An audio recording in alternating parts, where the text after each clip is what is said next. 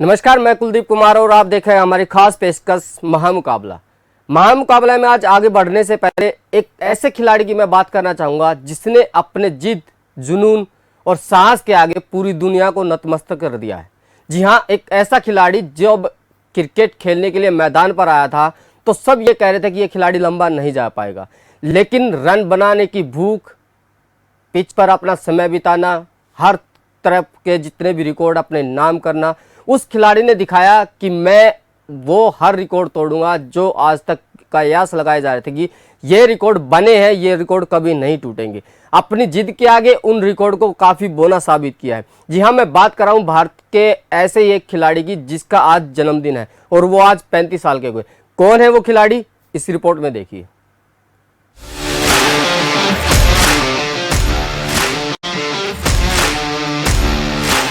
सूर्य सी आग, समंदर सा तूफान है, बिजली सी चमक, गर्जना घमासान है।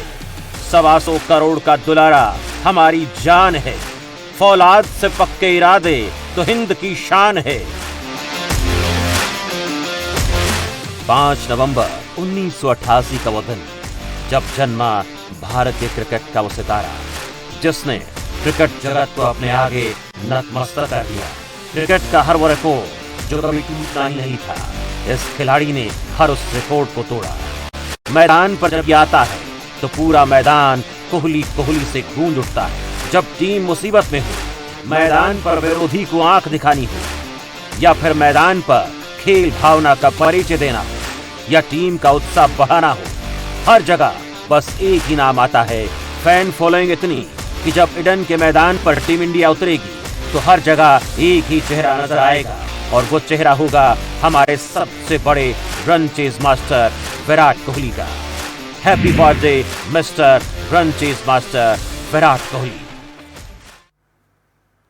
तो आज भारत के सबसे बड़े run chase master Virat Kohli का जन्मदिन है। विराट कोहली को खबरफास्ट की टीम की तरफ से काफी ढेरों शुभकामनाएं, और हम उम्मीद करेंगे कि आज वो अपना जो जन्मदिवस मना रहे हैं 35वां, वो काफी अच्छे अंदाज में बनाए, क्योंकि आज एक बड़ा मुकाबला भारतीय टीम भी खेलने के लिए उतरेगी ईडन के मैदान पर, और वो मुकाबला होगा साउथ अफ्रीका की टीम के साथ।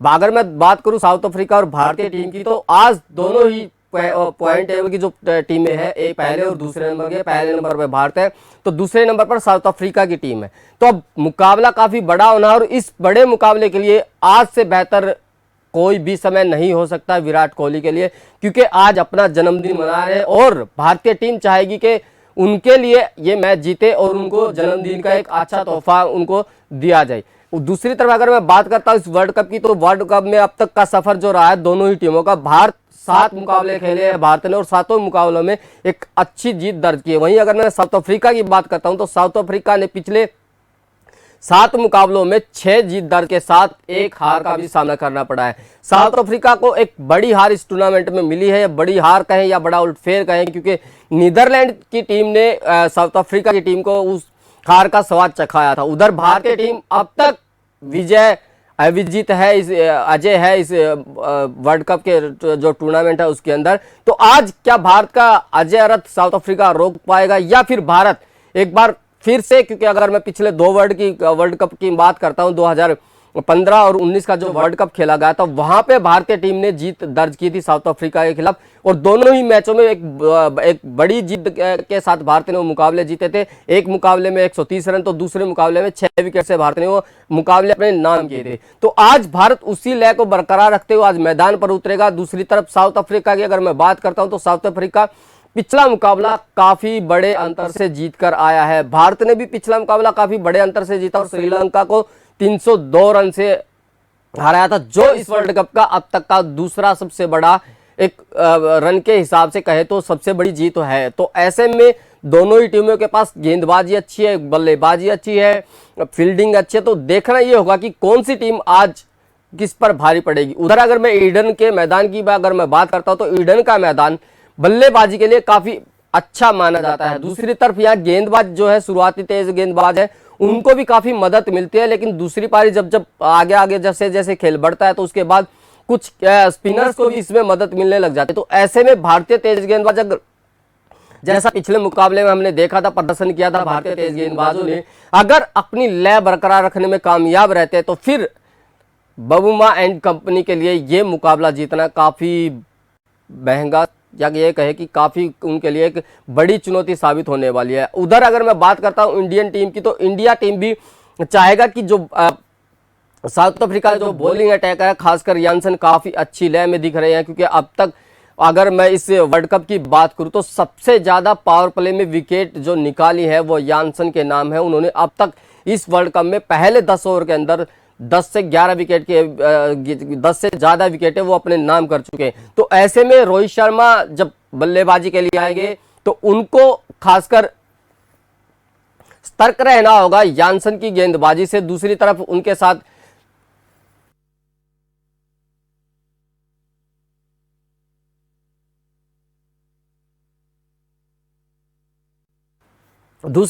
साथ शुभमन गिल बल्लेबाजी के लिए आएंगे। शुभमन गिल पहले 2 मुकाबलों के बाद एक मुकाबले के बाद 2 मुकाबलों के लिए ड्रॉप कर दिए गए थे, क्योंकि उनको फीवर हो गया था। उसके बाद उन्होंने कमबैक किया, एक अच्छी पारी खेली थी, लेकिन पिछला मुकाबला जो शुभमन गिल ने खेला वो लय दिखाई कि हाँ मैं बड़े मुकाबलों में अच्छा प्रदर्शन कर सकता हूं, और 92 रन उन्होंने किए। हालांकि वो अपने शतक से जरूर चुके, लेकिन 92 रनों की जो पारी उन्होंने खेली उसी के दम पे भारतीय टीम ने एक बड़ा स्कोर जो है श्रीलंका के सामने रखा था। उधर अगर मैं बात करता हूं विराट कोहली की, तो विराट कोहली अब तक सबसे अच्छी फॉर्म में यहां से गुजर रहे हैं। इस अगर पूरे वर्ल्ड कप की बात करें तो अगर भारतीय टीम से मैं बात करूं तो टॉप स्कोरर फिलहाल विराट कोहली है, और वो पूरे ओवरऑल जितने भी अब तक खिलाड़ियों ने रन बनाए उनमें चौथे स्थान पर हैं।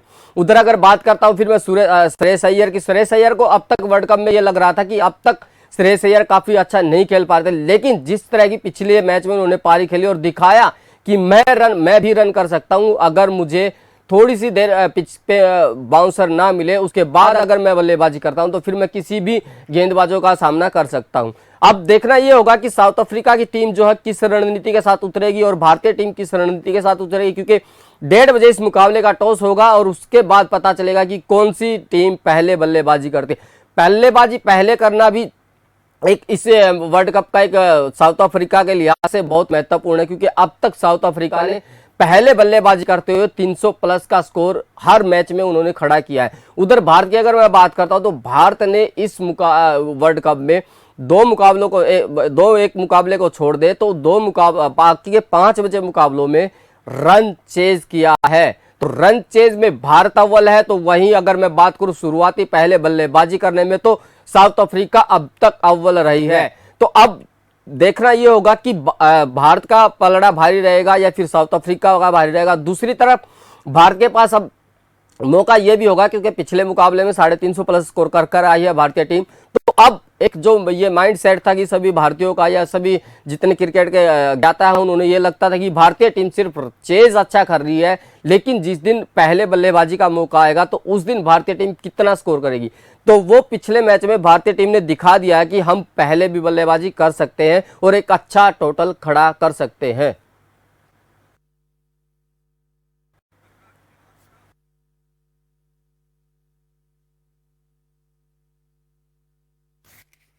तो अब मुकाबला काफी बड़ा है, क्योंकि दो बड़ी टीमों के बीच ये मुकाबला खेला जाना है आज। तो अब इसी पर चर्चा करने के लिए मेरे साथ कुछ मेहमान भी मेरे साथ जुड़ेंगे। मैं उनका आपसे परिचय करा देता हूं। अशोक वंबी जी है मेरे साथ, विजय जी है मेरे साथ और अनुराग श्रीवास्तव जी हैं। सर आप तीनों का स्वागत है। विजय जी सबसे पहले आज ऐसी चीज से हम शुरुआत करेंगे सर, थोड़ा सा हटके।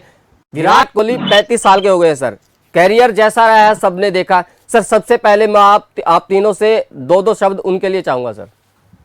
ठीक है, नमस्कार। पहले तो आपके सभी दर्शकों को और कुलदीप जी आपको भी जी मैं ये बोलना चाहूंगा कि जैसे कि बोलते हैं age is just a number, आजकल नॉर्मली इस बात को बोला जाता है। और अगर आप विराट कोहली की बात करें तो 35 साल के वो हो गए हैं। मैं उम्मीद करता हूं कि भगवान उन्हें दीर्घायु दे, अच्छी सेहत दे। और 35 साल के हिसाब से अगर आप उनकी फिटनेस देखें तो किसी भी 24 या 25 साल के प्लेयर से कम नहीं है। जी वर्ल्ड में फिटनेस में नंबर 1 है और एक पूरा उदाहरण साबित करते हैं भारतीय टीम के लिए और विश्व क्रिकेट के लिए कि एक क्रिकेट को अगर अच्छी परफॉर्मेंस में रहना है और अच्छी टीम में रहना है तो उसे कैसे फिटनेस रहनी जी। चाहिए। तो उनका सबसे बड़ा खतरा वो है, और उम्मीद करता हूं जिस एक 49वें शतक की हम उम्मीद कर रहे हैं जी। कि वो अपने आइडल सचिन तेंदुलकर जी का रिकॉर्ड बराबर करेंगे, वो आज जी। के दिन आए, तो इससे अच्छा शुभ क्या ही हो सकता है। चलिए अशोक जी, आपसे भी दो शब्द चाहूंगा कोहली के लिए, उसके बाद फिर हम मैच के ऊपर आएंगे और वर्ल्ड कप की कुछ जो चीजें बकाया हैं उनके ऊपर बात करेंगे। दो शब्द विराट कोहली के लिए सर। विराट कोहली को उनके 35वें जन्म दिवस पर ढेरों बधाइयां एवं शुभकामनाएं, न केवल मेरी तरफ से बल्कि पूरे भारत की तरफ से। आज उनको बर्थडे की विशेष दी जा रही हैं, इस उम्मीद के साथ कि वे आज सचिन का रिकॉर्ड बराबर करेंगे और भारत को एक शानदार जीत और दर्ज कराएंगे। जी। विराट एक महानतम बल्लेबाज हैं, विशेषकर वनडे क्रिकेट में, और मैं ये समझता हूं कि वे जब रिटायर होंगे, अपना बल्ला टांगेंगे, तब कम से कम उनके 60 शतक होंगे। जी जी जी, उम्मीद सभी भारतीय यही लगा रहे सर, क्योंकि पहले तो आज उनको 49 जो शतक है वो पूरे करने हैं और उससे वो एक महान जो बल्लेबाज हैं हमारे सचिन तेंदुलकर, उनकी बराबरी पे आएंगे सर। अनुराग जी, दो शब्द आप भी फिर चर्चा को आगे बढ़ाएंगे। भाई हमारी तरफ से और पूरे हिंदुस्तान की तरफ से, सभी हिंदुस्तानियों की तरफ से जो पूरी दुनिया में रह रहे हैं, विराट को बहुत बहुत शुभकामनाएं, बहुत बहुत बधाइयां। आज वो 35 वर्ष के हो रहे हैं और जैसा हमारे साथी ने अभी कहा कि 35 वर्ष जस्ट अ नंबर। जिस तरीके से फिटनेस है विराट कोहली की, मैं समझता हूं कि अभी भी कम से कम 5-6 साल क्रिकेट उनके अंदर है, 5-6 साल क्रिकेट और खेलेंगे। और वो जितने महान बल्लेबाज हैं, मैं किसी भी बल्लेबाज से उनकी तुलना नहीं करना चाहता, क्योंकि हर बल्लेबाज अपने एरिना का महान होता है। गावस्कर अपने समय के महान थे, सचिन तेंदुलकर अपने समय के महान थे, लेकिन विराट कोहली जिस तरीके के बल्लेबाज हैं, बहुत महान बल्लेबाज हैं। और तीनों फॉर्मेट में, न सिर्फ एक दिवसीय क्रिकेट में, टेस्ट क्रिकेट में भी उनका प्रदर्शन शानदार रहा है। और खास तौर से जब वो रन चेस करते हैं, चाहे टेस्ट क्रिकेट हो, चाहे एक दिवसीय क्रिकेट हो, चाहे T20 हो, वो काबिले तारीफ है। हमारी एक बार फिर उन्हें बहुत बहुत शुभकामनाएं, दीर्घायु हो और भारत के लिए लंबे समय तक क्रिकेट खेलें। अनुराग जी, थोड़ा सा आपने कहा कि जो पहले के खिलाड़ी थे उनका क्राइटेरिया अलग था, आपके जो खिलाड़ी है उनका अलग है। सर इस बात को मानते हैं, लेकिन कुछ लोग ये कहते हैं कि सचिन से तुलना करना या फिर गावस्कर जी से तुलना करना, इस समय में क्रिकेट काफ़ी आसान हो गया है। उस समय में जब वो दोनों खेलते थे, खासकर सचिन तेंदुलकर का जो क्राइटेरिया था सर, उस समय जब बड़े बड़े नाम थे, जो गेंदबाज होते थे वो आग उगलते थे, तो उनसे थोड़ा सा तुलना करने में लोग आज भी हिचकिचाते सर। लेकिन जैसा आप कह रहे हैं कि वो जिस टाइम पे खेलते थे उस टाइम वैसी क्रिकेट थी, लेकिन आज जिस हिसाब से लोग खेलते हैं, जो भी अभी खिलाड़ी खेल रहे हैं, उसी हिसाब का क्रिकेट में अगर बात करें तो विराट कोहली बेशक वहाँ मुझे नजर आ रहे हैं सर। बिल्कुल, मैंने कहा ना, देखिए हर समय का एक अलग दौर होता है। जब सुनील गावस्कर खेलते थे तो उस समय पिचेस कवर नहीं की जाती थी, फास्ट बॉलिंग के बाउंसर्स के ऊपर कोई लिमिट्स नहीं होते थे। आप एक ओवर में चाहे जितनी भी बाउंसर्स डाल लें, तो वो एक जमाना था, टेस्ट मैचेस का जमाना था। उस समय गावस्कर ने अकेले कंधों पर भारतीय टीम को ढोया है कई वर्षों तक। और इसी तरीके से अगर मैं सचिन तेंदुलकर की बात करूं तो 90s का दौर अगर आप ले लें, अजहरुद्दीन की कप्तानी का, तो सचिन तेंदुलकर जिस मैच में, एक दिवसीय मैच में आउट हो जाते थे, लोगों के टीवी सेट्स बंद हो जाते सर। जो मतलब भारतीय टीम की पूरी बल्लेबाजी की दारोमदार सिर्फ सचिन तेंदुलकर ने अपने कंधों पर ढोई है 10 साल। उसके बाद जब वीरेंद्र सहवाग, सौरव गांगुली और राहुल द्रविड़ का आगमन हुआ, तब उनसे थोड़ा बोझ कम हुआ था। लेकिन इसीलिए चाहे गावस्कर हो, चाहे सचिन तेंदुलकर हो, वो अपने जमाने के बहुत महान बल्लेबाज रहे हैं। इसीलिए मैं तुलना नहीं करता हूं। आज विराट कोहली महान है और विराट कोहली मतलब हर तीनों फॉर्मेट में महान है। टेस्ट क्रिकेट हो, एक दिवसीय हो, चाहे T20 हो, तीनों में उनका प्रदर्शन लाजवाब है। और जहां तक रही बात, जैसे बहुत सारे नियम भी बहुत सारे बदल गए, नंबर ऑफ मैचेस बहुत ज्यादा हो गए हैं, तो जो नियम है वो बल्लेबाजों के काफी अनुकूल हो गए हैं। फील्डिंग रिस्ट्रिक्शंस जो है, जो पावर प्ले होता है उसमें फील्डिंग रिस्ट्रिक्शंस में बहुत फर्क आया है, नंबर ऑफ मैचेस बहुत बढ़ गए हैं। तो इसलिए मैं रिकॉर्ड्स पे आप ना जाइए, लेकिन उसके बावजूद विराट कोहली की तुलना अपने आप में महान है और वो एक महान क्रिकेटर हैं।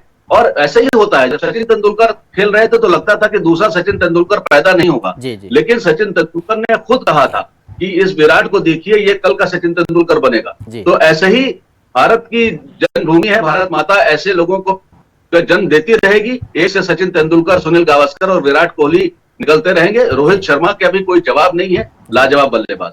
जी, एक खिलाड़ी को उसका खेल ही सबसे बड़ा बनाता सर, और इसी खेल की आज हम बात करते हैं। विजय जी, मेरा सवाल आपसे है, आज नंबर 1 और नंबर 2 के बीच मुकाबला है सर। दोनों ही टीम में लाजवाब प्रदर्शन है अब तक दोनों ही टीमों का। हमने देखा कि भारत चेज अच्छा कर रहा है, लेकिन पिछले मुकाबले में हमने ये भी देख लिया कि भारत अब बड़ा स्कोर भी बना सकता है। उधर अगर मैं बात करूं साउथ अफ्रीका की, तो सर हर मैच में 350 के आसपास जा रहे हैं या 350 से ऊपर जा रहे हैं। तो कितनी चुनौती होगी आज भारतीय टीम के सामने सर, इस टीम की? कुलदीप जी, अगर मैं आपको कहूं तो आज भारत को ये सोच के खेलना चाहिए कि वो विश्व कप फाइनल खेल रहे हैं जी। क्योंकि अभी तक सारी दिग्गज टीमों को वो हरा चुके हैं और एक ही टीम रह गई है जो कि है साउथ अफ्रीका। और साउथ अफ्रीका जिस तरह से उधर खेलती आ रही है, एक नीदरलैंड के साथ उनका अपसेट जरूर हुआ, वो किसी भी टीम के साथ हो सकता है। और मैं हमेशा ये कहता हूँ कि वो भी कोई एक छोटी टीम नहीं है जो वेस्ट इंडीज को बाहर करके आई है, तो कोई भी किसी को क्रिकेट में कभी सरप्राइज कर सकता है अगर आपका दिन ना हो। तो भारत को ये एक ड्रेस रिहर्सल समझ के खेलना चाहिए विश्व कप के फाइनल के लिए, और पूरी जान झोंकनी चाहिए और बिल्कुल ऐसे ही खेलना चाहिए। क्योंकि अगर आपने आज मोरली अगर आप ये मैच जीत लेते हैं तो आप मोरली एक कदम उनसे ऊपर हो जाएंगे। अगर वो आपको वापस फाइनल्स में या सेमीफाइनल्स में टक्करते हैं तो उनके दिमाग में होगा कि ये हमसे स्ट्रांग है। और जब भी हम बात करते हैं साउथ अफ्रीका की, चोकर्स कहा जाता है उन्हें या कुछ भी कहा जाता है, एक चीज तो मानने वाली है कि वो जब भी पहले खेलते हैं वो एक अच्छा स्कोर लगा देते हैं और उनकी बैटिंग जो है उनकी स्ट्रेंथ है।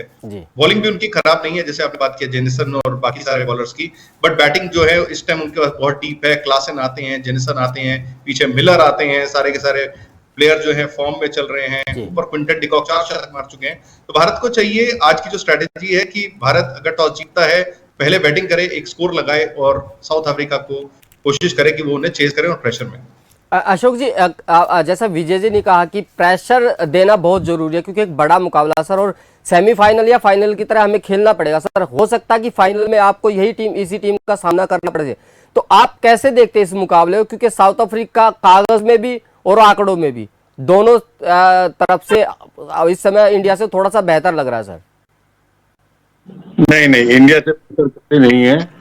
हिंदुस्तान में जो मैच होते हैं उसमें निश्चित तौर पर भारतीय टीम का पलड़ा भारी होता है। भले ही साउथ अफ्रीका बहुत अच्छा प्रदर्शन कर रही है, उनके बल्लेबाज जो हैं काफी फॉर्म में है, विशेषकर डिकॉक और सारे बल्ले, मार्करम को ले लीजिए या क्लासन को ले लीजिए, मिलर को ले लीजिए, सब बहुत अच्छा खेल रहे हैं, इसमें कोई शक नहीं है। लेकिन हर मुकाबला अलग मुकाबला होता है और वो आज डिपेंड करता है कि सबसे पहले पिच का बिहेवियर कैसा होता है, इसके ऊपर ये बहुत कुछ निर्भर करता है कि मैच किस रुख में जाएगा। लेकिन भारतीय टीम जो इस समय क्रिकेट खेले ही है, मैं कहूंगा कि वे अपने सर्वोच्च प्रदर्शन पर है इस समय, चाहे बल्लेबाजी हो या गेंदबाजी हो, चाहे विकेट तेज खेल रहा हो या स्पिन को फेवर कर रहा हो। लेकिन जिस तरीके से भारतीय खिलाड़ियों ने अब तक विश्व कप में प्रदर्शन किया है वो बहुत ही उच्च कोटि का है, सराहनीय है। और मैं समझता हूं कि ये मैच जीतने में भारत को दिक्कत नहीं आनी चाहिए। और जैसा कि आप सभी जानते हैं कि भारत ना अभी तक लीग स्तर में किसी टीम से हारा है और ना हारने की मुझे उम्मीद लगती है। जबकि साउथ अफ्रीका एक सबसे निचले स्तर की टीम नीदरलैंड से हार गया था। तो क्रिकेट जो है अनिश्चितताओं का खेल है। लेकिन सब कुछ अगर आप सारी अगर मैचेस को आप देखेंगे तो मैं समझता हूं वो उसको देखते हुए भारतीय टीम को भी ये मैच जीतना चाहिए। और वैसे तो एक दिवसीय जो खेल है वो जिस दिन खेला जाता है ये उसी के ऊपर निर्भर करता है कि उस पर आप कैसा खेलते हैं, उस दिन कैसा खेलते हैं। कुछ विकेट जो है वो गेंदबाजों को शुरुआती दौर में मदद करते हैं और वे उसका लाभ उठाते हैं, लेकिन इसमें वापसी उतनी आसान नहीं होती है जितनी कि टेस्ट मैचेस में होती है। अब पिछला मैच ही आप ले लीजिए, श्रीलंका के खिलाफ भारत के दूसरी बॉल पे ही रोहित शर्मा आउट हो गए थे। उसके बाद विराट कोहली का कैच छूटा और फिर गिल का भी कैच छूटा और तमाम गेंदों पे वो लोग बीट भी हुए क्योंकि जो पिच थी वो पेस बॉलर के मददगार थी। और वहीं भारतीय गेंदबाजों ने सटीक गेंदबाजी करी और उनको कोई मौका ही नहीं दिया उभरने का और श्रीलंका की टीम को पूरी तरीके से ध्वस्त कर दिया। अनुराग तो आज का मैच जो है वो हालांकि एक काफी टक्कर का मैच है, लेकिन डिपेंड करता है कि कौन शुरुआती दौर में कौन कितना आगे निकल जाता है, ये उस पर निर्भर करता है। अनुराग जी, एक बात कही है अभी अशोक जी ने कि बैटिंग काफी अच्छी है ईडन की। अगर मैं बात करता हूं तो सर यहाँ जो गेंद आती है बल्ले पे वो काफी अच्छे से आती है सर, और बैटिंग हमने देखा कि दोनों ही अभी जो टीमें हैं काफी स्ट्रॉन्ग है। अगर मैं साउथ अफ्रीका की बात कर लेता हूं तो डिकॉक अच्छी फॉर्म में चल रहे हैं, वांडर डू से अच्छी फॉर्म में चल रहे हैं, एडन मार्करम शतक लगा चुके हैं, मिलर ला आखिरी में आके काफी तेजी से रन बनाने, और यहाँ तक कि यानसन भी हमने देखा ऑस्ट्रेलिया के खिलाफ जिस तरह से उन्होंने शॉट्स लगाए थे। तो सर जब गेंद अच्छी आएगी, और इन लोगों को आदत भी है साउथ अफ्रीका की टीम को कि जितनी स्पीड से गेंद आती है उतना इन लोगों को अच्छा लगता है। तो सर आज के मैच में दोनों ही टीमों की बल्लेबाजी अच्छी है, तो कितना स्कोर और क्या आपको दिख रहा है कि कहां तक ये मैच जाएगा? क्योंकि पहले जो भी टॉस जीतेगा मुझे लगता है कि आज बल्लेबाजी के लिए आएगा सर। देखिए, पहली बात तो की बात से शुरुआत करना चाहूंगा। विजय जी ने बहुत सही बात कही थी कि एक तरीके से हो सकता है ये सेमीफाइनल का रिहर्सल है जी, सॉरी मतलब माफ कीजिएगा, फाइनल का रिहर्सल जी जी, क्योंकि यही दोनों टीमें 1 और 2 नंबर पर चल रही जिस तरीके से प्रदर्शन कर रही हैं, ऐसा लगता है कि यही दोनों टीमें फाइनल में पहुंचेंगी। तो एक तरीके है और आज मैच जीतेगी तो हो सकता है कि फाइनल में भी ये सामने हो, तो आज की दूसरी टीम के ऊपर जी। अब हम आते हैं, जैसा कि आपने कहा कि दोनों ही टीमों की बल्लेबाजी अच्छी है जी हाँ,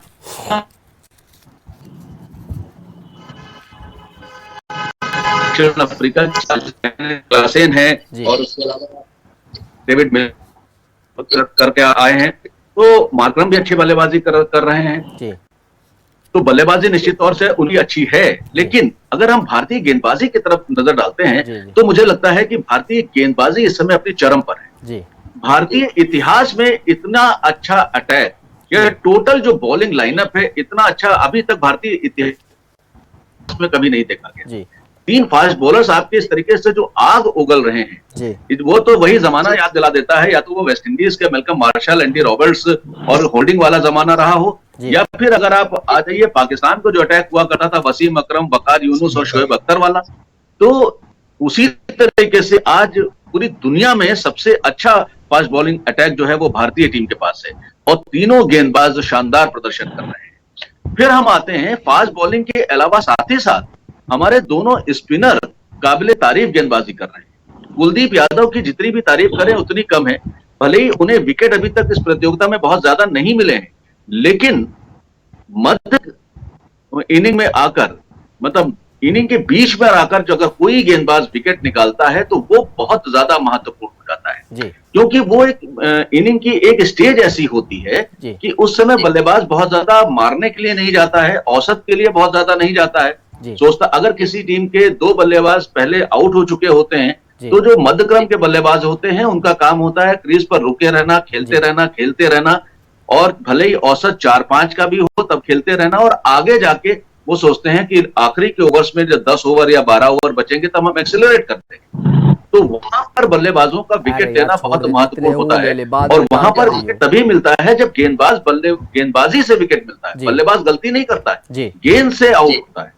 तो ये काम कुलदीप यादव करके दिखा रहे हैं, पूरी प्रतियोगिता में उन्होंने करके दिखाया है, साथ ही साथ रविंद्र जडेजा भी ये काम करके दिखा रहे हैं। तो भारतीय गेंदबाजी का इस समय कोई तुलना नहीं है, जितनी अच्छी गेंदबाजी भारतीय गेंदबाजी इस समय है, तो उसके सामने दक्षिण अफ्रीका क्या रन बनाती है ये बहुत महत्वपूर्ण होगा। अभी तक वो रन बनाते चले आ रहे हैं, और जैसा कि विजय जी ने कहा कि आप देखिए कि वो जब पहले बल्लेबाजी कर रहे हैं तो 350 रन बना रहे हैं, लेकिन पाकिस्तान के खिलाफ आप देखिए मात्र 270 के आसपास रन वो लक्ष्य का पीछा कर रहे थे, और कितनी मुश्किल से जीते थे वो जी जी जी।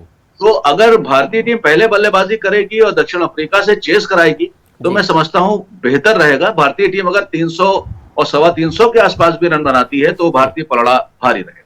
विजय जी, एक सवाल मेरा और है आपसे कि अब तक हमने देखा था कि गेंदबाजी हमारी यूनिट काफी अच्छी है। दूसरा, अभी कल ही पता चला कि हार्दिक पांड्या इस पूरे वर्ल्ड कप से अब बाहर हो गए। सर, छठे गेंदबाज के तौर पर क्या विकल्प अब भारत के पास रहेगा? क्योंकि मुझे लगता नहीं कि छठा गेंदबाज अब हमें जरूरत है, लेकिन सर फिर भी कभी, क्योंकि बड़े मुकाबले हैं विजय जी सारे के सारे, कभी भी किसी भी चीज की जरूरत हो सकती है, कभी भी किसी का भी दिन खराब हो सकता है। तो क्या छठे विकल्प के तौर पर भारत को उतरना चाहिए, या फिर जो अभी टीम में है, जैसे रोहित शर्मा भी थोड़ी बहुत स्पिन कर लेते हैं, शुभम गिल भी अच्छा डाल लेते हैं थोड़ा स्पिन, और विराट कोहली भी एक कहते हैं ना अच्छी थोड़ी बहुत गेंदबाजी कर लेते हैं, तो छठे गेंदबाज के साथ जाए या ना जाए सर, ये थोड़ा सा मैं समझना चाहूंगा आपसे। देखिए, पहली बात तो हार्दिक पांड्या की जो चोट है जिस तरह से लगी थी, चाहे लोग कुछ भी कहें, वो लग रहा था कि शायद जल्दी वो वापसी नहीं करेंगे। प्लस उनका थोड़ा सा बैकग्राउंड भी रहा है इंजरीज के साथ जूझने का, बीच में भी वो कमर की चोट से प्रभावित थे, काफी टाइम रही है वो चोट उनकी। अभी हार्दिक पांड्या हिस्ट्री हो चुके हैं, इस विश्व कप में वो नहीं खेलेंगे, हम उन्हें बहुत शुभकामनाएं देते हैं कि वो जल्दी से ठीक हो। जहां तक बात आती है भारत के छठे गेंदबाज की, वो सवाल ही नहीं उठता कि हम किसी भी गेंदबाज को खिलाएंगे, क्योंकि अगर आप देखें 2-3 मैचों में आपको बैट्समैन की ही कमी खली है। उनकी जगह पे जो स्क्वाड में वापस आए हैं वो आए हैं प्रसिद्ध कृष्णा। प्रसिद्ध कृष्णा अगर आप देखें कोई बहुत फेमस नाम नहीं है अगर पिछले एशिया कप में देखें, बट उनका डोमेस्टिक में अच्छा खेल रहे हैं। और दूसरी उनकी खासियत यह है कि वो नई बॉल के साथ बहुत अच्छी बॉलिंग करते हैं। विजय जी, मेरा जो सवाल था ना वो इसी से जुड़ा हुआ था कि हार्दिक पांड्या एक ऑलराउंडर है, उनकी जगह आप एक स्पेशली गेंदबाज को शामिल कर रहे हैं। सर, क्या कोई ऐसा ऑलराउंडर हमारे पास और नहीं था कि हम उसको टीम में ला सकते हैं? देखिए, एक और ऑलराउंडर अगर उसकी जगह मेरे को जो नजर आता है जिसको हम कर सकते थे, वो था दीपक चहर। बट उसको टीम में इसलिए नहीं ला सकते आप क्योंकि शार्दुल ठाकुर आपके पास पहले ही बैठे हुए हैं, जो एक बॉलिंग ऑलराउंडर है, और उन्हें आप नहीं खिला रहे। जहां तक अभी मेरे सहयोगी ने बात की कि ऑलरेडी भारत का पेस अटैक बहुत अच्छा चल रहा है, यहाँ पे कोई भी चेंजेस नहीं किए जाएंगे। अगर पहला कोई भी चेंज होगा तो उसके अंदर खिलाया जाएगा शार्दुल ठाकुर को, प्रसिद्ध कृष्णा से पहले, क्योंकि वो एक अपने साथ में बैटिंग भी लेके आते हैं और बॉलिंग के अंदर भी कर सकते हैं। हाँ, कोई दिन खराब हो तो किसी अच्छे बॉलर का, शाहीन अफरीदी को भी हमने 90 रन पड़ते देखे इस विश्व कप में, बट इस जगह उन्होंने प्रसिद्ध कृष्णा को इसलिए लिया है कि जैसे बुमराह अपनी चोट से उभरे हैं और एक बैकअप प्लान के तौर पे, काफी लंबा टूर्नामेंट है, भगवान ना करे अगर उन्हें कोई इंजरी रहती है, चोट हो जाती है, तो भारत के पास एक ऐसा बॉलर हो जो नई बॉल से बॉल डाल सके। इस वजह से राहुल द्रविड़ ने बोला भी है कि प्रसिद्ध कृष्णा को इसीलिए लिया गया। जहां तक आप ऑलराउंडर की बात करें तो दीपक चहर का नाम लिया जा सकता था, ऑब्वियसली अभी वो नहीं है तो उससे हमें आगे सोचना पड़ेगा, बट शार्दुल ठाकुर हमारे पास हैं और उम्मीद करता हूं, ऑलरेडी 7 मैच हो चुके हैं, 2 मैच और, तो 4 मैच भारत को और खेलने हैं। अगर भारत फाइनल तक पहुंचता है, जिसकी मैं उम्मीद करता हूं, शुभकामनाएं देता हूं कि पक्का पहुंचेगा ही, तो 4 मैच में हमारे सारे प्लेयर्स की फिटनेस ठीक रहे, मुझे नहीं लगता टीम में कोई चेंज होगा। एक हो सकता है अगर वो भी बॉलिंग में नहीं, शायद बैटिंग के अंदर चांसेस हैं, या अश्विन को कहीं पे अगर देखा जाए कि अश्विन को लाने की जरूरत है किसी विकेट पे, तो उसे वापस ट्राई किया जा सकता है। शुभकामनाएं तो विजय जी, पूरा जो भारत है वो अभी टीम को शुभकामनाएं दे रहा है, और दिव्या नोटियाल भी जुड़ गए हमारे साथ। सर, स्वागत है आपका भी। धन्यवाद सर, सबको मेरी तरफ से अभिवादन। सर, एक बड़ा मुकाबला है भारत और साउथ अफ्रीका के बीच। बड़ा मुकाबला इसलिए है क्योंकि पहले और दूसरे नंबर की टीमें आज आमने सामने होंगी, और अब तक दोनों ने वर्ल्ड कप में बहुत अच्छा प्रदर्शन किया। तो सर, कैसे देख रहे हैं आप आज के मुकाबले को? पहले इससे शुरुआत करेंगे, फिर मैं आपसे एक और सवाल करूंगा। सर,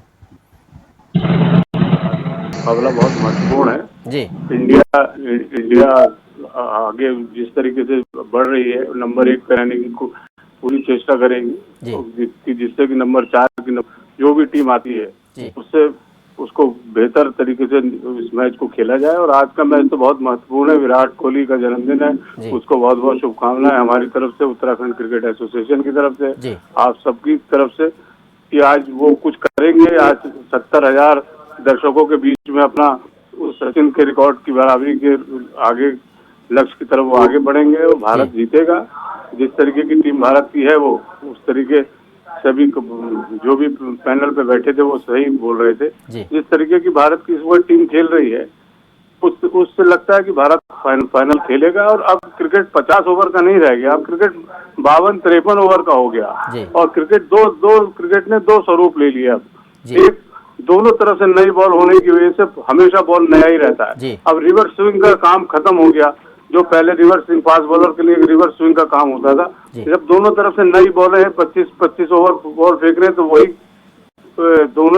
तीनों फास्ट बॉलर अपनी तरीके से अच्छा काम कर रहे हैं, अच्छी बॉलिंग कर रहे हैं, इसका फायदा हमको मिल रहा है। हमारा होम ग्राउंड है, हम अपने होम ग्राउंड के अंदर खेल रहे हैं, अपने होम ग्राउंड दर्शकों के बीच में रह के हमको बहुत इसका भी एक बेनिफिट प्रोत्साहन है। जी अशोक जी, एक सवाल है कि मेरा कि इससे पहले जब शम्मी को हमने 3 मैच से पहले बाहर बैठा रखा था सर, पहले 4 मैच में, उस समय हम गेंदबाजी को थोड़ा सा ना प्रेशर में देख रहे थे सर, क्योंकि विकेटें नहीं निकल रही थी, थोड़ा सा फंसा फंसा सा हमें अपना गेंदबाजी अटैक लग रहा था सर। लेकिन शम्मी के आने के बाद बुमराह उस थोड़ी सी जो आग थी उनके अंदर वो ज्यादा हो गई है, सिराज अच्छी लाइन पे गेंदबाजी करने लगे, और खुद मोहम्मद शम्मी सर पिछले 4 मैच में बैठने के बाद जब वापस आए तो आग उगल रहे। अब 3 मैच में 14 विकेट है सर उनके नाम। हाँ, शमी आज के नहीं, पिछले उनके पास पिछले वर्ल्ड कप का भी पिछले वर्ल्ड कप का भी एक्सपीरियंस है। पिछले ये लगातार वो क्रिकेट खेल रहे हैं, और उन्होंने जिस तरीके से प्रैक्टिस करी है और बाकायदा उन्होंने अपने सिस्टम को बनाया गीली बॉल से, क्योंकि सेकंड बैटिंग सेकंड बॉल करने में ओस के कारण बॉल गीली होती है, हैवी हो जाती है, तो उसके लिए उन्होंने बाकायदा एक प्रैक्टिस प्लान किया और उसके ऊपर उन्होंने काम किया, जिसकी वजह से उनको काफी सफलता मिली। और आज पूरी तरीके से जो सफल है उनकी अपनी पुरानी मेहनत की वजह से, कि उनके कोच ने जो उनको पुरानी गेंद गीली बॉलों से और ओस की बॉलों से गेंद कराई, उसलिए उनको इसका फायदा मिल रहा है। लगातार नई बॉल रहने से, क्योंकि अब 25 ओवर में बॉल 2 बॉलें चलती है, तो 25 ओवर में बॉल नहीं रहती है, तो इसका फायदा शमी शुरू से चलते आ रहे हैं। 3 बॉलर हैं, बढ़िया बॉल कर रहे हैं वो, और उनको बाहर बैठाया, क्योंकि सिराज बॉल अच्छी करके आए थे, लेकिन जैसे उनको मौका मिला भारत के लिए, उन्होंने उसको खेला और उन्होंने उसको परफॉर्म किया,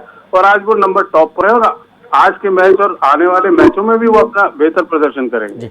अशोक जी, मेरा सवाल आपसे भी थोड़ा सा शम्मी को लेकर है सर।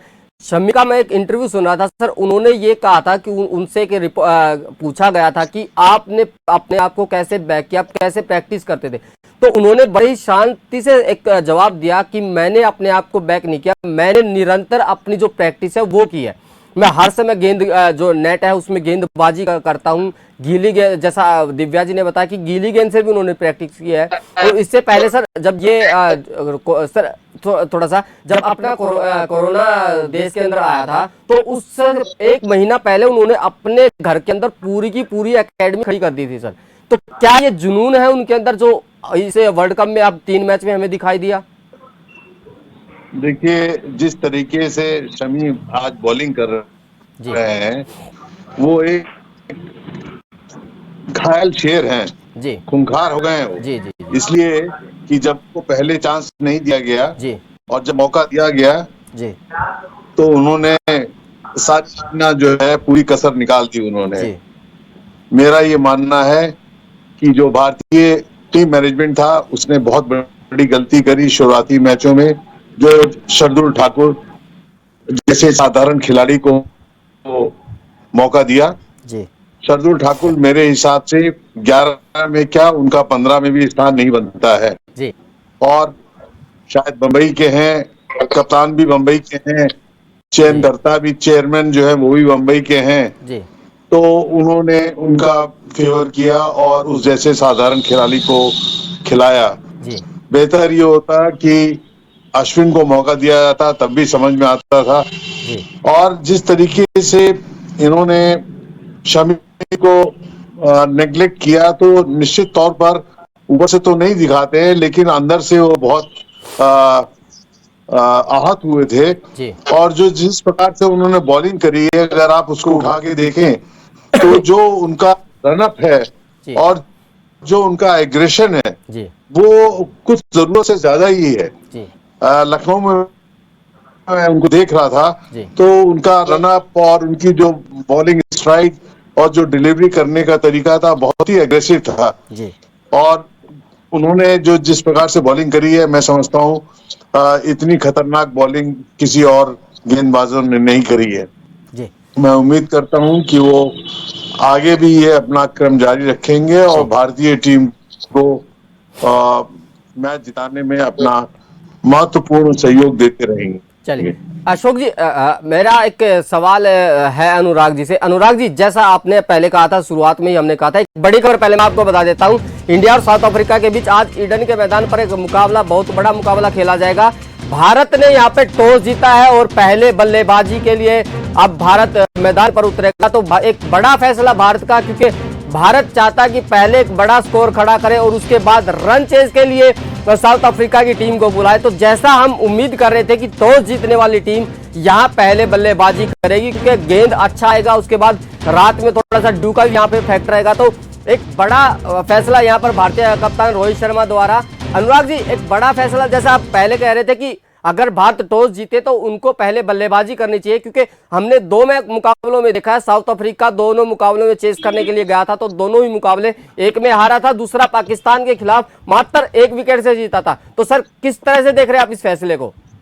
देखिए, हमने पहले ही कहा था थोड़ी देर पहले कि जो भी टीम टॉस जीतेगी वो पहले बल्लेबाजी करेगी, क्योंकि दक्षिण अफ्रीका ने सारे स्कोर्स आप देखिए कि पहले बल्लेबाजी करते हुए ज्यादा स्कोर्स बनाए हैं, 300 के ऊपर, 350 के आसपास। और पाकिस्तान के अगेंस्ट वो जब लक्ष्य का पीछा कर रहे थे तो 270-72 रन उन्हें चाहिए थे, लेकिन उसमें भी उनकी पारी लड़खड़ाई थी और मात्र 1 विकेट से मैच जीते थे और बहुत मुश्किल से अच्छा मैच हो गया था। तो इसी लिहाज से हो सकता है कि अगर दक्षिण अफ्रीका के अलावा कोई दूसरी टीम होती आज, तो हो सकता है कि भारतीय कप्तान रोहित शर्मा चेस करने के लिए जाते, क्योंकि शाम को ड्यू फैक्टर होता है। हालांकि कैलकाटा में इतना ज्यादा ड्यू नहीं होगा, नॉर्थ साइड में ज्यादा ड्यू रहता है, लेकिन तब भी चेस करने में आपको एडवांटेज होता है शाम को, क्योंकि ड्यू फैक्टर मिलता है। लेकिन आज रोहित शर्मा ने जो बल्लेबाजी का फैसला लिया है वो सिर्फ इसीलिए लिया है कि हम पहले 300 प्लस का स्कोर अगर हम दक्षिण अफ्रीका के सामने खड़ा करते हैं तो उनके ऊपर दबाव आएगा। और मैं समझता हूं कि 300 प्लस, मतलब 300 और 310 के आसपास का भी जो स्कोर है कम से कम, वो एक अच्छा स्कोर होगा दक्षिण अफ्रीका के लिए। और अगर 350 रन, 325 के ऊपर भारतीय टीम बना लेगी तो निश्चित तौर पर पलड़ा भारतीय टीम का भारी हो जाएगा। लेकिन अगर भारतीय टीम को मैं तब भी कहूंगा कि कम से कम 300 के आसपास रन बनाने होंगे।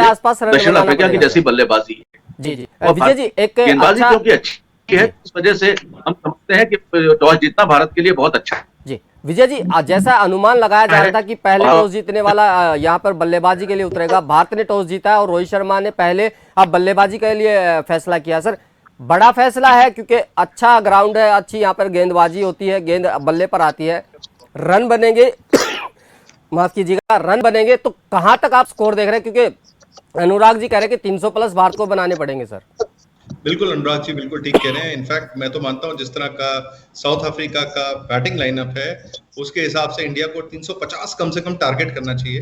तो any score which is in addition to 325 will be a good score, क्योंकि जब वापस जो हम बात करते हैं, अगर आप देखें मानसिक रूप से भारत का पलड़ा अभी ऑलरेडी 80% भारी हो गया है, क्योंकि साउथ अफ्रीका के ऊपर जो टैग लगा हुआ है चोकर्स का, चेज नहीं कर पाते, वो उनके अब हर खिलाड़ी के दिमाग में समय चल रहा होगा कि नहीं यार हमें तो चेज करना पड़ेगा और आज हमें अपने आप को प्रूव करना है।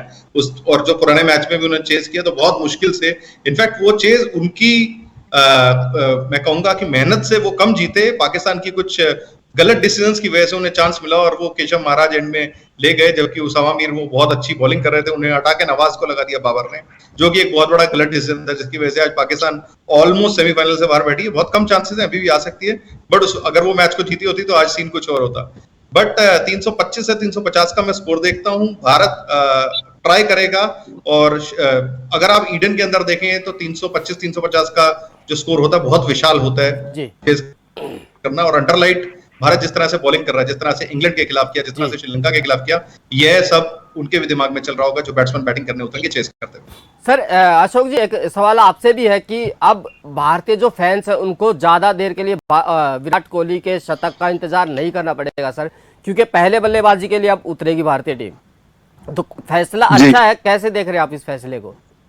नहीं, बिल्कुल सही फैसला है और मैं समझता हूँ जैसे अनुराग जी ने कहा कि भारतीय टीम को 300-325 रन करने चाहिए और करने ही चाहिए, इससे कम स्कोर तो करना बनता ही नहीं है। हालांकि जो एडन गार्डन की पिच है वो वैसी पिच नहीं है जैसे बंबई की या आपके वो हिमाचल की जो पिच थी या फिर बेंगलोर की पिच को भी मैं कहूंगा कि काफी बैटिंग पैराडाइज थी। लेकिन जो ये एडन गार्डन की पिच है वो भी बल्लेबाजों के सहायक तो होती है और भारतीय टीम जो है मैं समझता हूँ अगर 300 रन भी करती है तो वो साउथ अफ्रीका के लिए आसान नहीं होगा इसको चेस करना।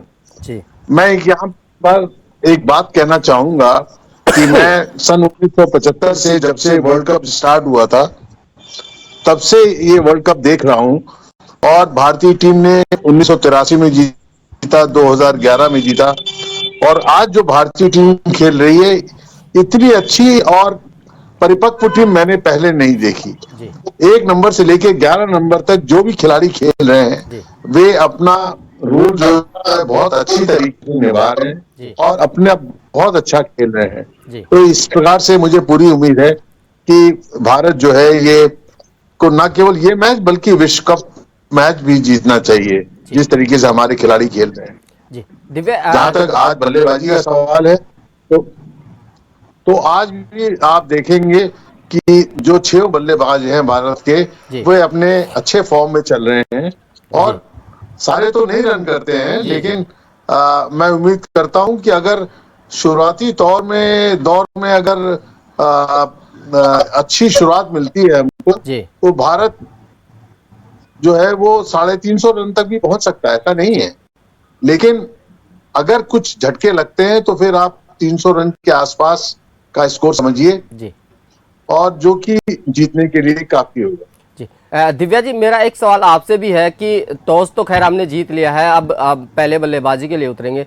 सर थोड़ा सा मैं भारतीय जो बैटिंग लाइनअप है उसके बारे में जानना चाहूंगा। पिछला मैच हमने देखा रोहित शर्मा दूसरी गेंद पर आउट हुए, उससे पहले उन्होंने हालांकि रन किए हैं अब तक इस वर्ल्ड कप में। राहुल अभी तक हमें 2 मुकाबलों में अच्छे खेलते हुए नजर आए हैं, उसके अलावा अभी तक वो भी रन नहीं कर पा रहे हैं। उधर अगर मैं थोड़ा सा और नीचे चला जाता हूं तो सूर्य कुमार यादव को लगातार मौके दे रही है भारतीय टीम। सर पहले इससे पहले वाले मैच में वो रन आउट होते हैं, उसके बाद वो जो शॉट खेला उनका लगातार वो शॉट खेलते हैं, लेकिन जब जरूरत नहीं थी उस शॉट को खेल के आउट होते। तो सर क्या अब सूर्य कुमार यादव को चाहिए कि अगर मुझे भारतीय टीम में जगह अपनी पक्की रखनी है तो आज का मुकाबला इससे बेहतर नहीं होगा सर? क्योंकि इसके बाद आपको सीधा 3 मुकाबले खेलने और 3 में से एक आप लीग का मुकाबला खेलेंगे, सेमीफाइनल और फिर फाइनल तक आपको खेलना है, तो आज आपको परफॉर्मेंस करना पड़ेगा सर। राहुल और सूर्य कुमार यादव सर दोनों के बारे में थोड़ा सा जानना चाहूंगा सर। दिव्या जी से, विजय जी एक बार दिव्या जी से, अच्छी लय में चल रही है। विजय जी सारे के सारे प्लेयर हर मैच में नहीं चल सकते, ये भी एक सच है। अगर आप देखें रोहित शर्मा ने 1-2 मैच में रोहित शर्मा फ्लॉप हुए हैं। बात ये अगर हम एक दूसरे को बैकिंग करके चलते हैं तो काफी फर्क पड़ता है। अगर आप देखेंगे कि विराट कोहली एक मैच में वो भी 0 पे आउट हुए हैं, वो भी पाकिस्तान के खिलाफ ज्यादा रन नहीं बना पाए। मैं बल्कि बोलूंगा सूर्य कुमार यादव का जो काम है फिनिशर का, उनको वहां पे रखना ही चाहिए। हाँ, श्रेयस अय्यर ने अपनी जगह जरूर संभाल ली पिछले मैच में, एक 88 रन की अच्छी इनिंग खेल के, और उनका मैं बोलूंगा उनका इनिंग काफी इंपॉर्टेंट भी था पिछले मैच में और इस मैच में भी इंपॉर्टेंट रहेगा क्योंकि इसमें साउथ अफ्रीका ने 2 स्पिनर्स खिलाए हैं। मैं इसमें थोड़ा सा ना श्रीलंका की भी भूमिका को अहम मानूंगा, क्योंकि उन्होंने पूरी इनिंग में जब बल्लेबाजी के लिए आए श्रेयस अय्यर तो सर किसी भी गेंदबाज ने बाउंसर का इस्तेमाल नहीं किया सर। जबकि पूरा अब तक जो वर्ल्ड कप बीता इससे पहले भी हमने देखा है कि शुरुआत में जब उनको बाउंसर लगी है सर वो बाउंस पर फंसते हैं, बाद में वो अच्छा खेलते सर, अच्छा टैकल करते हैं, उनको गेंदों पर बाउंड्री के पार भी भेजते हैं सर। पिछले मैच में भी एक सबसे लंबा छक्का है 106 मीटर का लगाया सर उन्होंने। लेकिन क्या आज की रणनीति, क्योंकि साउथ अफ्रीका के गेंदबाज लंबी हाइट है सर, यानसन, रबाडा, लुंगी, ये वो चीजें कर सकते हैं सर, तो इससे बचना होगा और इसके लिए क्या प्रिपरेशन करनी होगी श्रेयस अय्यर को? देखिए श्रेयस अय्यर को सबसे बड़ी प्रिपरेशन यही है, एक तो वो लगातार बताया जा रहा है कि राहुल द्रविड़ उन्हें शॉर्ट बॉल्स की प्रैक्टिस करा रहे हैं और पिछले प्रेस कॉन्फ्रेंस के अंदर एक श्रेयस अय्यर ने काफी एक एटीट्यूड भरा जवाब भी दिया है पत्रकारों को, ये बोल के कि जो लग रहा है आपको मेरी कमजोरी है, प्लेयर कोई भी शॉट खेलते आउट हो सकता है, हाँ मैं ज्यादा जो आउट हुआ हूँ वो शॉर्ट बॉल खेलते हुए तो मेरी कोई कमजोरी नहीं है और आज के मैच में मैंने काफी पुल मारे हैं। उनको यही देखना पड़ेगा कि उनको मेंटली थोड़ा सा, आपको जैसे होता है कि मैच के हिसाब से माइंडसेट रखना पड़ेगा। अगर छोटी बॉल आती है और ऐसी नहीं है कि जो उनकी बिल्कुल बॉडी पे आ रही है, या तो उसे ढक करें या कोशिश करें अवॉइड करने की, क्योंकि फील्ड सेटअप बैट्समैन के दिमाग में बैठा होता है कि अगर मेरे लिए लेग के ऊपर प्लेयर लिए जा रहे हैं शॉर्ट बॉल के लिए या टॉप एज के लिए तो कभी कहीं पे भी बॉल आ सकती है, वो चीज उनको दिमाग में रख के खेलनी पड़ेगी। अदरवाइज अगर आप बोले सूर्य कुमार यादव एक ऐसे प्लेयर हैं, मुझे नहीं लगता कि वो एक रणनीति के साथ खेलते हैं, वो बहुत ही नेचुरल प्लेयर हैं। जिस तरह से बॉल आती है उस तरह से खेलते हैं, और उनका काम एक्चुअली शुरू ही 35 ओवर के बाद का होता है। वो एक T20 फॉर्मेट वाले प्लेयर हैं, उन्हें as a finisher Bharat use करे। 38-39 ओवर में वो आए, 10-12 ओवर खेलें, क्योंकि अगर वो 30 गेंद पे आपको 50 रन देके जाते हैं, वो भारत के लिए बहुत महत्वपूर्ण रहेंगे और मैच विनर भी हो सकते हैं जब भारत चेस कर रहा हो। दिव्या जी, दिव्या नोटियाल जी से मेरा एक सवाल है सर। टॉस जीत गए हैं हम, पहले बल्लेबाजी के लिए अब उतर रहे हैं सर। एक और मैं अब थोड़ा सा ना साउथ अफ्रीका की बल्लेबाजी की तरफ जाना चाहूंगा सर। डी कॉक 4 शतक लगा चुके हैं, बबूमा अच्छी लय में है, वैंडर डुसेन अच्छी लय में सर, क्लासेन शतक लगा चुके हैं, मिलर लगातार रन बना रहे सर। भारतीय टीम को अगर इनमें मैं पहले 4 बल्लेबाजों में से बात करूं, मिलर उनमें शामिल है, एडन मार्करम उनमें शामिल है सर, किससे सबसे ज्यादा सावधान रहना होगा आज के मैच में साउथ अफ्रीका की बल्लेबाजी से? साउथ अफ्रीका की ये जो डिकॉक है, ये सब इंडिया में खेलने लगातार आईपीएल होने की वजह से एक ग्राउंड का एक चीज का पूरा ज्ञान है। डिकॉक है, मिलर है, मार्करम है, ये सब इंडिया में खेल रहे हैं। इनको पूरा पता है कि हम किस ग्राउंड पे खेल रहे हैं, किस पिचेस पे खेल रहे हैं, तो इनसे खतरा तो लगातार बना है। अगर ये पूरा और साउथ अफ्रीका चेस करती है तो कोई बहुत बड़ी बात नहीं कि इंडिया के बिल्कुल आसपास पहुंच जाए, क्योंकि जिस तरीके का क्रिकेट हो रहा है उस क्रिकेट के अंदर 350 रन भी सेफ नहीं है। आप जिस तरीके से डिकॉक को देख रहे हैं, वो शुरुआती 10 ओवर में जैसे रोहित शर्मा खेल रहे हैं वैसे डिकॉक खेल रहे हैं। वो टीम के स्कोर को, साउथ अफ्रीका के स्कोर को 70-80 रन अगर 10 ओवर में ले जाते तो बहुत आसानी हो जाती मिडिल ऑर्डर बैट्समैन को, मार्करम को खेलने के लिए, मिलर को खेलने के लिए। उनके पास बढ़िया बैटिंग लाइनअप है। ऐसा नहीं कहा जा सकता कि ये मैच कोई एक तरफा होने वाला है ना। अगर 50 ओवर का क्रिकेट जो भी टीमें इससे पहले खेल रही हैं या जो हार रही हैं, उन्होंने पूरा 50 ओवर क्रिकेट नहीं खेला। कोई 35 ओवर में आउट हो रही है, कोई 30 ओवर में। अगर वही पूरे 50 ओवर जिस तरीके से अफगानिस्तान चेस करके लेकर गई, उसने पाकिस्तान को हराया। अजय जडेजा के जाने से सिर्फ साउथ अफ्रीका की टीम, अफगानिस्तान की टीम में एक ही फायदा ये हुआ कि उसने एक ही लाइन पर काम करा कि ये 20 ओवर मैच नहीं है, 50 ओवर का मैच है, इसको पूरा खेलो आप। आपने उसका परिणाम भी देखा कि उनके पूरे 50 ओवर खेलने से टीम उनकी आगे बढ़ रही है। उनका वो चेंज बिल्कुल माइंडसेट चेंज हो चुका है। साउथ अफ्रीका के जो भी टीम आई है, इसके अंदर 12 प्लेयर हिंदुस्तान में लगातार 5-6 महीने बने रहते हैं। उनको यहाँ के मौसम से लेके, यहाँ के ग्राउंड से लेके, यहाँ के प्लेयर से लेके सबकी एक जानकारी है। तो मैं समझता हूँ कि बहुत अच्छी बैटिंग का यहाँ पे देखने को मिलेगी, चाहे डिकॉक की हो, मार्करम की हो, मिलर की हो। ये एक अच्छी टीम है हिंदुस्तान के लिए। एक अच्छा मैच हम दर्शकों को देखने के लिए, हम सबको देखने के लिए एक अच्छा मैच है जो हम देखेंगे आज। अनुराग जी, एक ना दिव्या जी ने अच्छी बात कही है कि पहला जो माइंड सेट है वो आप 50 ओवर का खेलने का शुरू रखिए, क्योंकि सर अब हमने भी देखा कि पूरे वर्ल्ड कप में जो भी टीम आ रही है सर, उसने 50 ओवर नहीं खेले हैं सर, चाहे वो ऑस्ट्रेलिया हो, न्यूजीलैंड हो, कोई भी टीम हो सर। उधर मैं अगर बात करूं, जैसा मैंने दिव्या जी से भी सवाल किया कि खतरा मुझे जो सबसे बड़ा लगता है सर वो डीकॉक है, क्योंकि अगर डीकॉक जल्दी रन नहीं बनाते और जल्दी आउट हो जाते हैं तो फिर थोड़ा सा प्रेशर जो है साउथ अफ्रीका की बल्लेबाजी के ऊपर काफी आता है, क्योंकि डीकॉक का ये आखिरी वर्ल्ड कप भी है तो वो अच्छा प्रदर्शन कर भी रहे हैं सर। तो भारतीय टीम जो है, भारतीय जो गेंदबाज है सर, हमारे तीनों गेंदबाज, उनके जहन में क्या होना चाहिए कि सबसे पहले हमें डीकॉक को रोकना है? डीकॉक के लिए क्या प्लान तैयार करना चाहिए भारतीय गेंदबाजों को?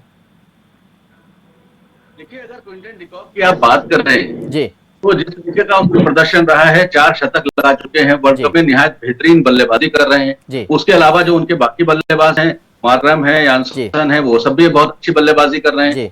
जहां तक आपने प्लान की बात की तो जाहिर सी बात है कि जो भारतीय फास्ट बॉलर्स हैं और कोच राहुल द्रविड़ जो हैं, उन्होंने बैठ के जरूर प्लान किया होगा। रोहित शर्मा कप्तान है, उन्होंने भी न सिर्फ क्विंटन डिकॉक के लिए बल्कि जितने भी बल्लेबाज हैं, एक एक पॉइंट पे सब चर्चा होती है, इनके वीडियोस देखे जाते हैं, कौन सा बल्लेबाज कहां पर वीक है, उसको कहां पर बॉलिंग करनी होती है। तो ये सब तो एक क्रिकेट का रणनीति है, ये प्लान का हिस्सा है, वो तो सभी करते हैं। लेकिन उसके बावजूद जैसा कि हमने कहा कि भारतीय गेंदबाजी इस समय बहुत अच्छी चल रही है, तो कुछ एक्स्ट्रा करने की जरूरत नहीं है। सिर्फ बहुत अच्छी गेंदबाजी हो रही है। जिस तरीके से भारतीय गेंदबाजों ने, फास्ट बॉलर्स ने अभी तक गेंदबाजी करी है, उसी तरीके से गेंदबाजी करें और उन्हें सफलता मिलेगी। सबसे अच्छी बात यह है कि जो भारतीय फास्ट बॉलर्स हैं, वो जो गेंदबाजी कर रहे हैं, वो गेंद को थोड़ा ऊपर रख रहे हैं। जी। जैसे टेस्ट क्रिकेट में बॉल को ऊपर रखा जाता है, जी। तो उसकी वजह से बॉल मूव कर रहा है। जी। इतना मूवमेंट मैंने अभी तक एक दिवसीय क्रिकेट में जल्दी देखा नहीं है भारतीय गेंदबाजों की तरफ से। श्रीलंका के खिलाफ सर, अनुराग जी, श्रीलंका के खिलाफ 3 डिग्री से ज्यादा स्विंग मिल रहा था तेज गेंदबाज को। श्रीलंका के खिलाफ जो अभी मैच गया है उसमें 3 डिग्री से ज्यादा स्विंग मिल रहा था तेज गेंदबाज को सर। इतना तो स्पिनर्स को भी मेरे हिसाब से कभी कभी जो टर्निंग पिच हो उस पर मिलता सर। जी, यही मैं कह रहा हूं, जिस तरीके का मूवमेंट भारतीय गेंदबाज को इस समय मिल रहा है, और उसका बहुत बड़ा कारण है कि उनकी प्लानिंग, जो गेंद को थोड़ा ऊपर रख रहे हैं, और जब गेंद को आप ऊपर रखेंगे तभी मूवमेंट मिलता है। तो मैं समझता हूं कि भारतीय गेंदबाजी अच्छी है, लेकिन मैं एक बार, आपने थोड़ी देर पहले प्रश्न किया था केएल राहुल के लिए कि केएल राहुल जो है अब तक उतना, जितने प्रतिभाशाली बल्लेबाज वो हैं, वो प्रदर्शन अभी तक उनका निकल कर नहीं आया है। तो मैं एक तरीके से इसको बहुत प्लस पॉइंट मानता हूं। भारतीय बल्लेबाजी आप अगर देखिए तो हर मैच में सब बल्लेबाज नहीं चले। किसी मैच में रोहित शर्मा अगर आउट हो गए हैं तो विराट कोहली ने कंधे पर जिम्मेदारी ली। अगर विराट कोहली पिछले मैच में इंग्लैंड के अगेंस्ट जल्दी आउट हो गए थे तो रोहित शर्मा एक लंबी पारी खेलने के लिए गए, विकेट पर खड़े होकर उन्होंने बल्लेबाजी की, 83 रन की पारी खेली। शुभमन गिल के रन पहले नहीं थे, बड़ी पारी नहीं आ रही थी, लेकिन पिछले मैच में शुभमन गिल ने अच्छे रन बना दिए। एक मैच में श्रेयस अय्यर ने रन बना दिए। तो ये अगर आप देखिए तो बहुत प्लस पॉइंट है भारतीय बल्लेबाजी के लिए, क्योंकि हर मैच में किसी ना किसी बल्लेबाज ने किया है।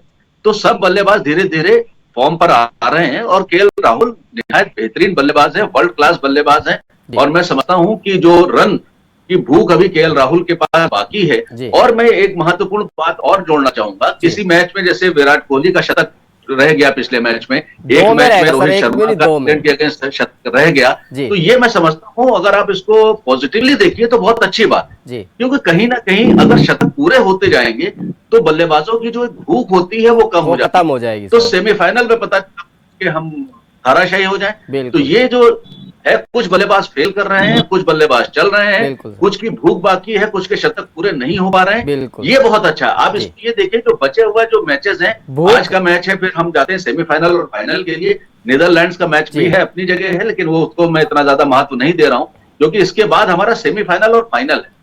तो वहां पर जो बल्लेबाजों की रनों की भूख है वो बचा कर रखना बहुत जरूरी है। बिल्कुल सर, ये बात बिल्कुल अनुराग जी आपने ठीक कही कि जो रनों की भूख है ना, उसको सेमीफाइनल और फाइनल के लिए बचाओ, क्योंकि लगातार कोई ना कोई बल्लेबाज अपने रन करके दे रहे हैं। अशोक जी से मेरा एक सवाल, अशोक जी पहले बल्लेबाजी कर रहे हैं तो भारतीय टीम किस माइंडसेट से उतरे ताकि 300 साढ़े 300 का स्कोर खड़ा करे सर, और कितना स्कोर, कहां तक भारतीय टीम को जाना चाहिए? अशोक देखिए, ऐसा है कि मेरा ये मानना है कि इसमें कम से कम 300 रन तो करने ही चाहिए जी, और 350 रन भी संभव है, ऐसा नहीं कि नहीं बना सकते हैं।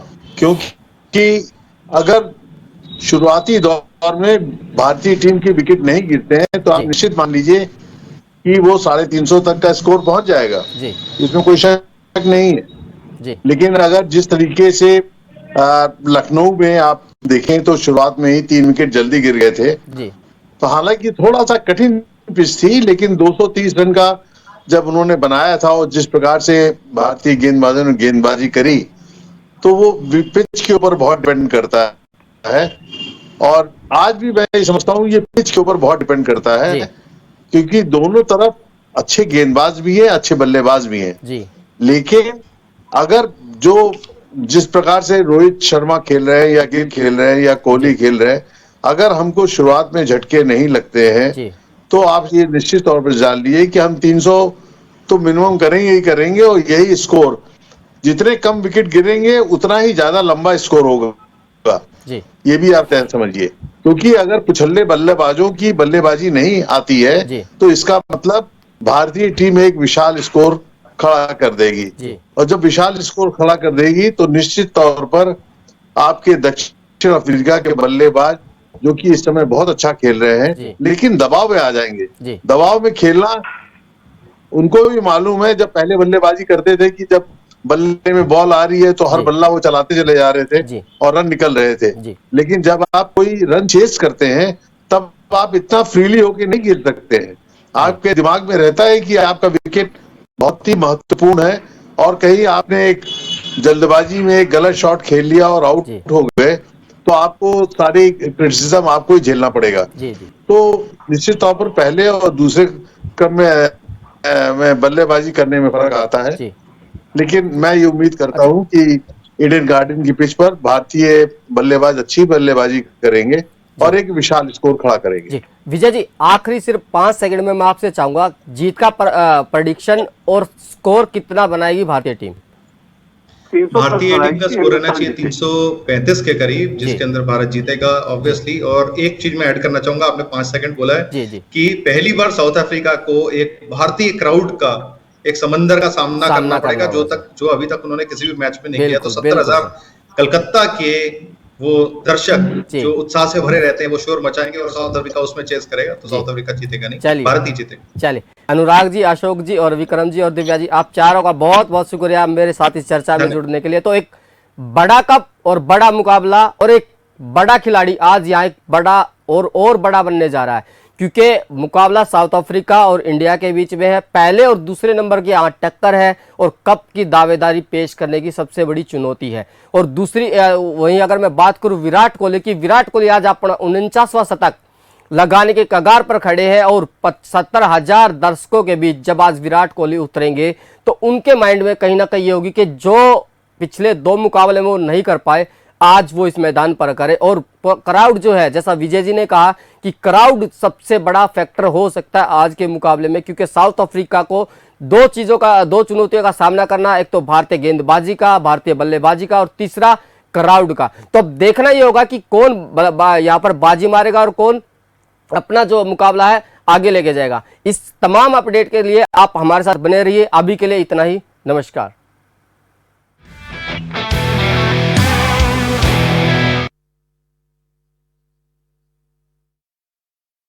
मिटा रहा अपने निशान, मुश्किल में है अवाम, आखिर क्या होगा अंजाम? अपराध से पर्दा उठाता हमारा खास कार्यक्रम देखिए क्राइम स्टोरी, शनिवार और रविवार शाम 5:55 पर और रात 9:55 पर, सिर्फ खबर फास्ट पर। जब मां सरयू के घाटों को दिव्य दीपमालाओं से सजाया जाए, वो दीपोत्सव है। दीपों की असंख्य ज्योतियां जब अवधपुरी सजाए, वो दीपोत्सव है। जब श्री राम की जय जयकार से संपूर्ण अयोध्या धाम गूंजित हो उठे और हर मन मंत्रमुग्ध